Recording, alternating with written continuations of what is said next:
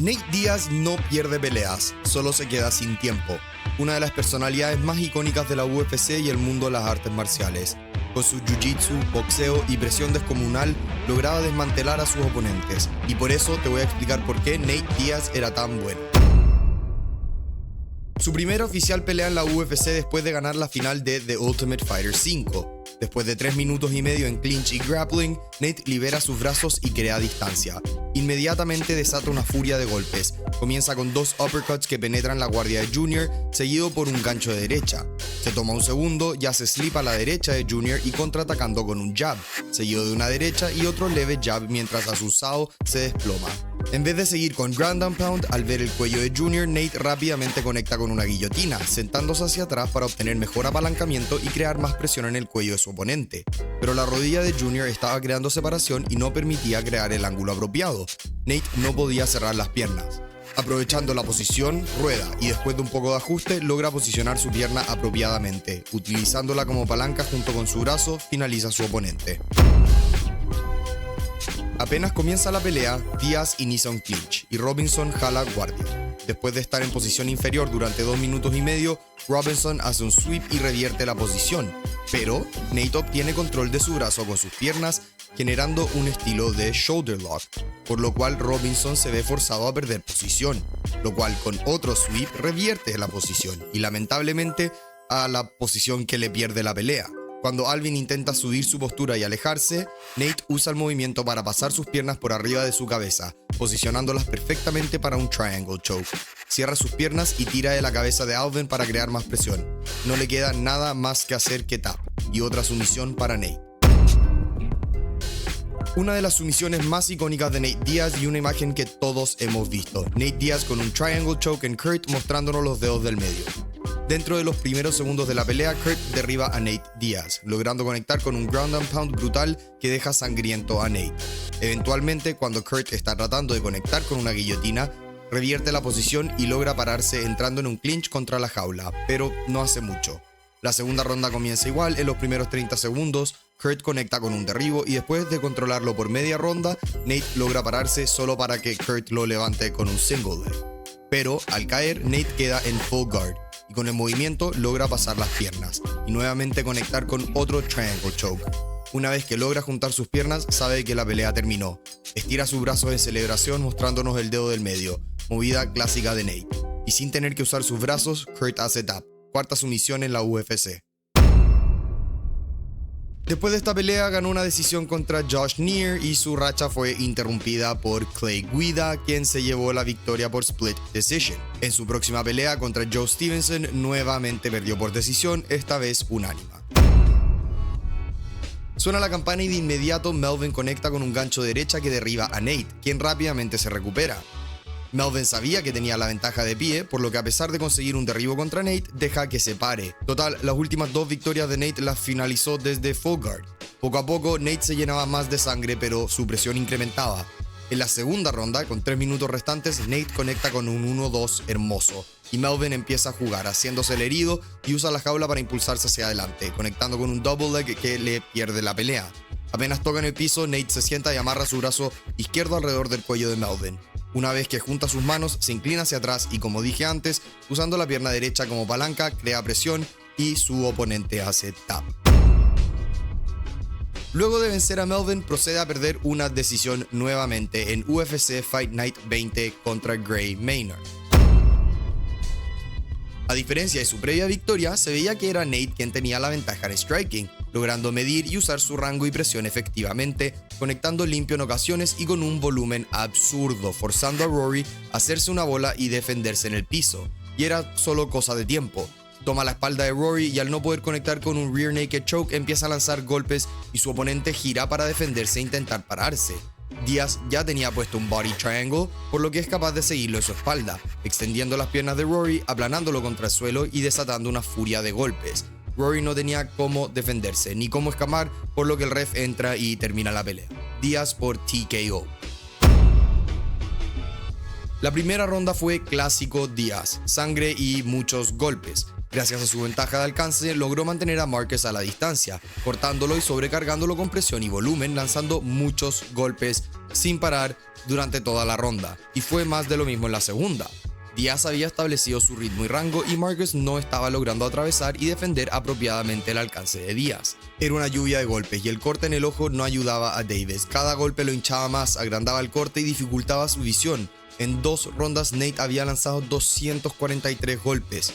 Ronda 3, lo mismo. Marquez no había realizado ningún ajuste y Nate solo estaba conectando como quería, con movimiento hermoso, haciendo 1-2 pullback counters y con precisión destrozando el ojo de Davis. Con 2 minutos restantes, Diaz lleva a Marquez al piso. Entre el cansancio de este y la habilidad de Diaz en el piso, nuevamente era cosa de tiempo. Rápidamente conecta con su querida guillotina y pone a Marquez a dormir. Lamentablemente, su racha de 2 victorias se ve nuevamente interrumpida. Pierde 2 decisiones seguidas, esta vez contra Dong Hyun Kim y luego contra Rory MacDonald. En los primeros 4 minutos de la pelea, el boxeo de Nate estaba destacando, logrando derribar a Takanori con su clásico 1-2 y en general destrozándolo. Pero era lo mismo que en sus previas victorias, aplicaba presión constante, golpes sin parar, los cuales no eran todos potentes, sino que daño acumulativo que dejó a Gomi eventualmente sin ninguna otra opción que intentar derribarlo y ganarle a Nate ahí, lo cual lamentablemente no iba a pasar. Apenas toca en el piso, Diaz empieza a posicionar sus piernas para un triangle choke, pasando la izquierda por encima del hombro de Gomi y atrapando su brazo con la pierna derecha. Takanori logra escapar el triangle, por lo que Nate ataca el brazo, causando que Gomi tenga que reajustar y Nate vuelve a atacar con el triangle choke, que logra conectar. En un intento desesperado, Gomi levanta a Diaz, lo hace slam, lo que simplemente profundiza la sumisión. Nate, al ver que tenía el brazo de Gomi, decide transicionar a último momento, conectando con un armbar, haciendo que su oponente haga tap instantáneamente. Esta es, en mi opinión, uno de los mejores desempeños de Diaz en el octágono. Completamente dominó a Cowboy, lanzando un total de 391 golpes, conectando con 260 de estos en el transcurso de 3 rondas. Cowboy solo conectó con 104. Estaba haciendo un ridículo trabajo en todos los aspectos de striking, manteniendo la distancia y aprovechando su ventaja de alcance, manteniendo a Cowboy al límite de sus golpes y saliendo, aplicando una presión absurda sin darle espacio para respirar a Cowboy. Otro elemento clave era la variedad en potencia de sus golpes. A veces lo tocaba, a veces lo reventaba y Cowboy no sabía con qué potencia venía el próximo golpe. Su precisión estaba en su peak. A pesar de que Cowboy conectaba, Nate solo seguía como un zombie, le daba lo mismo y Cowboy se estaba cansando. La presión solo era demasiado y el boxeo de Nate era limpio.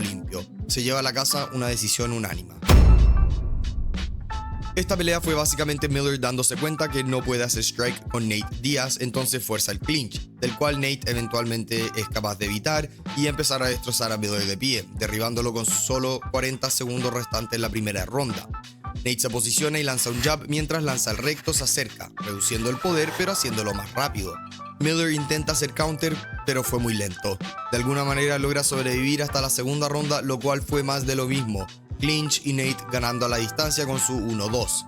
Entran en el clinch donde Nate se para con un codazo, seguido de 2 ganchos que fuerzan a Miller a lanzar un intento de derribo. Y como con muchos de los oponentes de Nate Diaz, fue el error que le pierde la pelea. Con sus largos brazos de inmediato agarra el cuello de Miller, conectando con una guillotina que después de un poco de ajuste, Nate logra sentarse hacia atrás y rodar a Miller, quedando encima de él, esto permitiéndole crear una presión que fuerza el tap. Nuevamente gana mediante sumisión. Después de 3 victorias seguidas, se consigue una oportunidad por el título, enfrentándose al campeón de peso ligero Benson Henderson. Esta fue la única pelea en su carrera por el título y Benson se la llevó decididamente, ganando todas las rondas en las cartas de todos los jueces. Posterior a esto, sufre el primer knockout de su carrera contra el legendario Josh Thompson.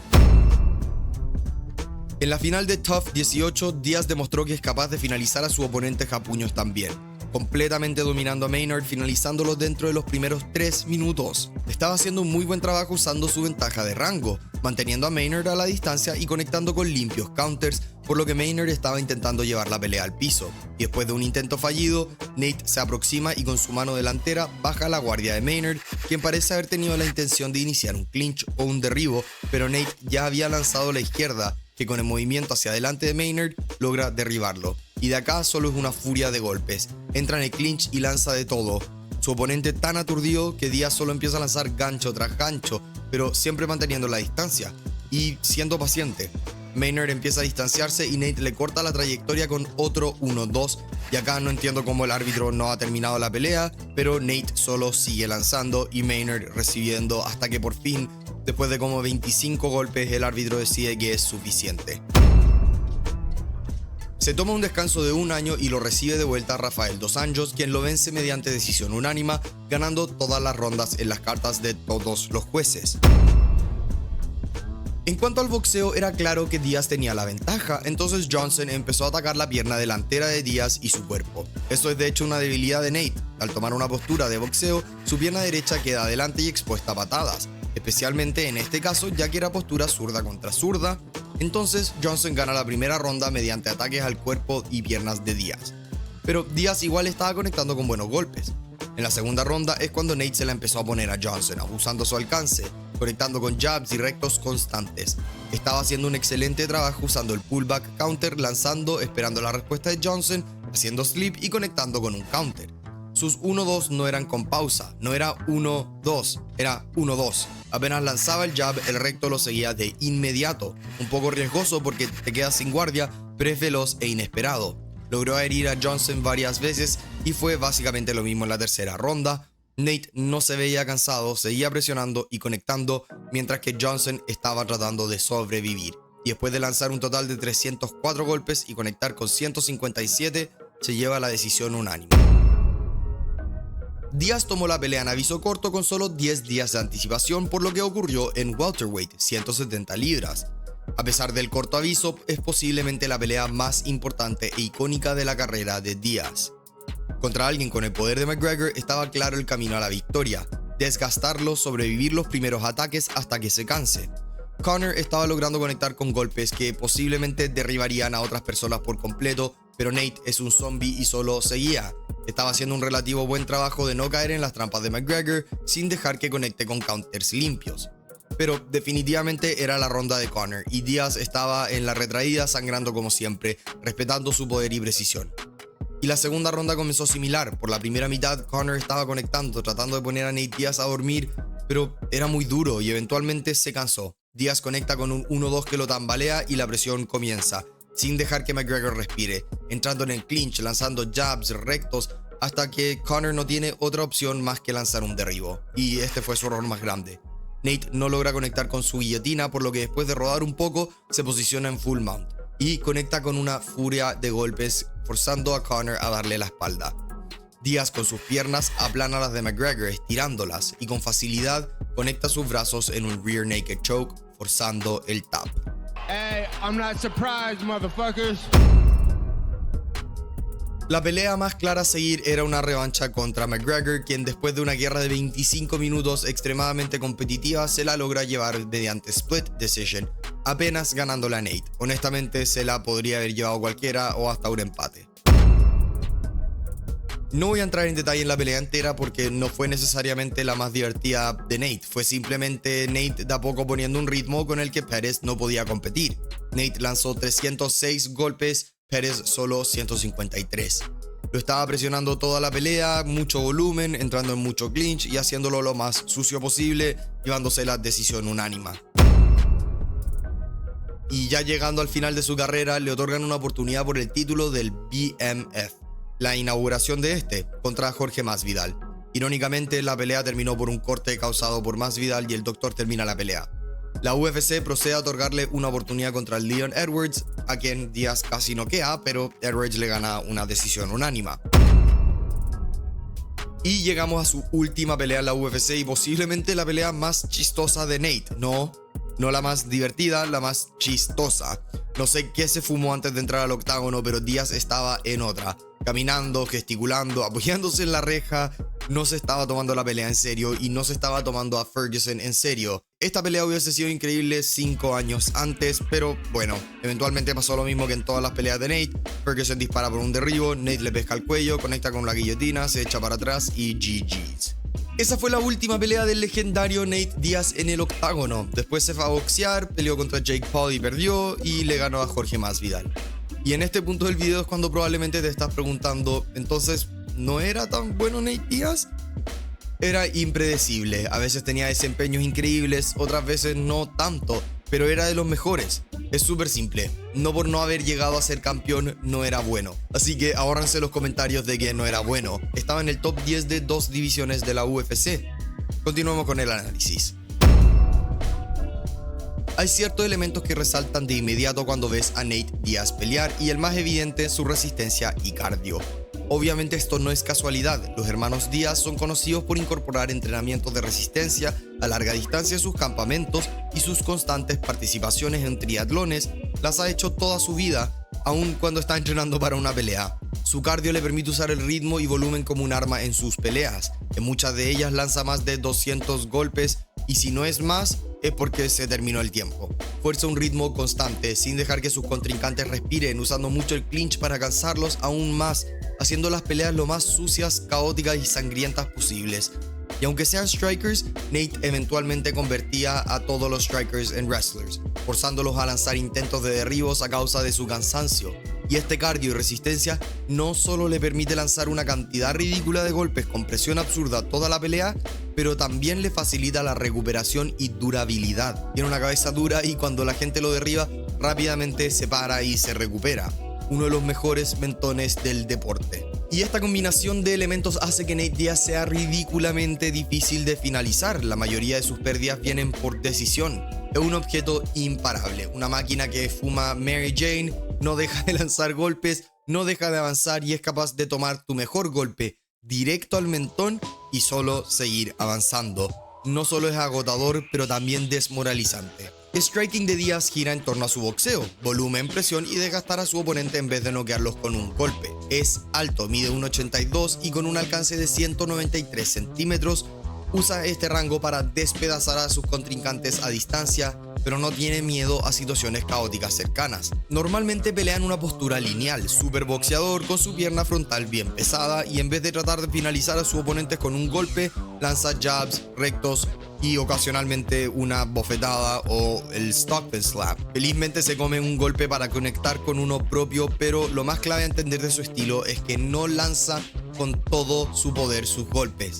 Lanza con 50% de potencia, pero te conecta con 100 de estos hasta que tu cabeza y espíritu no dan más. Y cuando te ve un poco distraído o cansado, te mete un golpe con 90% que te tambalea. Sin embargo, su striking no lo es todo. Es más, como vimos en sus victorias, la mayoría de estas vienen mediante sumisión, 62%. Su jiu-jitsu es elite, un cinturón negro bajo el legendario Cesar Gracie. Su dominio en BJJ es un pilar clave de sus herramientas y sus largos brazos y piernas lo ayudan en este ámbito. Si te lleva al piso o lo intentas derribar, corres peligro de ser finalizado, siendo capaz de conectar con sumisiones desde la espalda y desde encima. Expones tu cuello y Nate lo va a tomar sin preguntarte. Aparte de esto, su juego de clinch suele ser bastante bueno, usándolo como una herramienta para desgastar a sus oponentes más que hacer daño concreto. Pero cabe remarcar que no es necesariamente un grappler ofensivo, no es Khabib disparando por derribos, controlando desde posición superior. A diferencia de muchos, si Nate hiera a un oponente, no va necesariamente a seguirlo con golpes, va a tratar de conectar con una sumisión. Y por último, en mi opinión, su mentalidad y personalidad fueron gran parte de su éxito. Tiene una resiliencia ridícula y es sí mismo, no le importan los demás y parece pelear por pelear. Trae la mentalidad de peleador, no se va a alejar de una pelea y no va a dejar que alguien lo intimide, y esto comúnmente fuerza a sus oponentes a pelear su tipo de pelea. Y su personalidad se manifiesta plenamente en el octágono. Te muestra el dedo del medio, te habla, te grita, te pega cachetadas, bofetadas. Todos estos juegos de mente arrastran a sus oponentes a querer entrar en una pelea sucia y violenta de bar. Justo lo que beneficia a Nate. Pero por tanto que ame a Nate, tiene debilidades. No es el mejor peleador de la historia, su estrategia es la misma en todas las peleas y no es consistente. Ganaba 3 peleas, perdía 2, ganaba 2, perdía 1 y así toda su carrera. Era impredecible. De cierta manera es similar a Sean Strickland, solo que con más huevo y jiu-jitsu. Lanza su jab recto y presiona, y está más que claro que este no es el mejor estilo para las artes marciales mixtas. También es importante mencionar que mientras que el boxeo de Nate es efectivo, tiene una debilidad que varios oponentes abusan: su susceptibilidad a patadas a las piernas. Varios peleadores han logrado aprovechar la postura de boxeador que asume Nate atacando su pata delantera, que suele mantener relativamente pesada, ya que avanza mucho, ton de tejido cicatrizado, el cual suele sangrar más porque es más fácil de romper con un golpe. La piel está más tensa. y en casi todas sus peleas se pone a sangrar. Esto puede afectar la visión o hasta causar que el doctor finalice la pelea, como le pasó en su enfrentamiento contra Jorge Masvidal, sumado al hecho de que no es muy beneficioso en cuanto a los jueces estar lleno de cortes y sangrando al final de la pelea. Continuando con sus debilidades en cuanto a grappling, giran en torno a su poca habilidad en wrestling. Como mencioné, no tiene wrestling ofensivo, por lo que los peleadores son capaces de derribarlo, controlarlo y conectar con ground and pound. O sea, hasta McGregor logró conseguir posición superior en su primera pelea.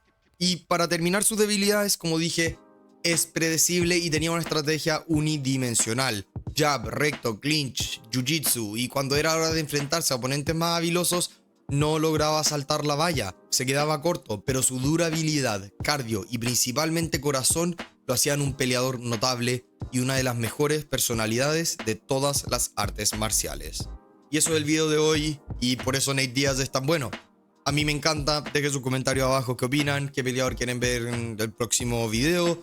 Y eso, si les gustó el contenido, asegúrense de hacer like, comentar, suscribir, que me ayuda un montón y me ayudará a seguir haciendo estos videos. Así que eso, cuídense, bye.